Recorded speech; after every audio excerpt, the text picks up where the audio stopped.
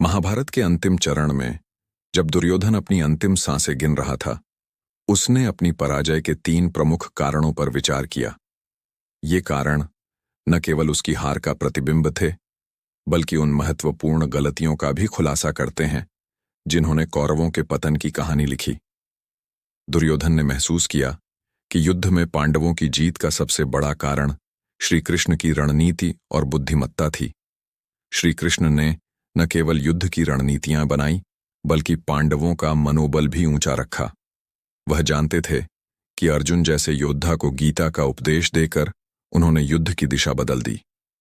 दुर्योधन ने स्वीकार किया कि कर्ण, जो उसकी सेना का सबसे शक्तिशाली योद्धा था, को समय समय पर अपमानित किया गया।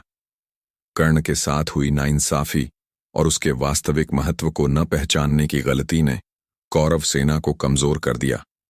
दुर्योधन ने कहा कि भीष्म पितामह और गुरु द्रोणाचार्य कौरवों की ओर से लड़ने के बावजूद अपने पूरे दिल से लड़ाई में शामिल नहीं थे।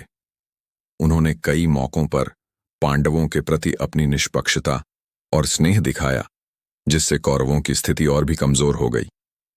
अपनी अंतिम घड़ी में दुर्योधन ने यह भी स्वीकार किया कि उसकी अहंकार और अधर्म ने उसकी हार को तय कर दिया। उसने यह भी कहा कि अगर उसने समय पर अपनी गलतियों को समझ लिया होता तो शायद युद्ध की यह परिणति अलग हो सकती थी। दुर्योधन की ये तीनों बातें महाभारत के युद्ध के अंत में आने वाले गहरे संदेशों और शिक्षाओं को रेखांकित करती हैं। अगर आपको ये वीडियो पसंद आया तो इसे लाइक करें और शेयर करें।